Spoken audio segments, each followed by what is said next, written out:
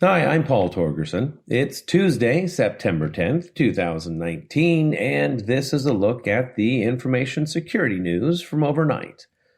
From ZDNet, critical vulnerabilities have been discovered in Telestar digital Internet of Things radio devices that permit attackers to remotely hijack systems. The radios in question are from the company's Imperial and Dabman Series I and D product line. Attackers were able to connect and brute force access in less than 10 minutes because of lax password security.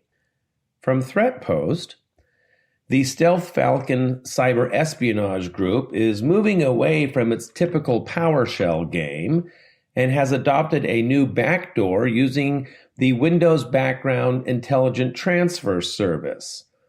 First identified in 2012, the group has ongoing spyware attacks against journalists, activists, and dissidents in the Middle East. There are also indications that a similar group, Project Raven, are actually one and the same. From Bleeping Computer, 4 different malvertising campaigns have been spotted in the past few days, redirecting users to exploit kits that install password-stealing Trojans, ransomware, and clipboard hijackers. These include the Ramnit Banking Trojan, the Rig Exploit Kit, the Amity Trojan, and the Nemty ransomware. Details in the article. From ThreatPost, attackers targeted an array of servers with a distributed denial of service attack over the weekend and through Monday, crippling Wikipedia and World of Warcraft Classic by Blizzard Entertainment.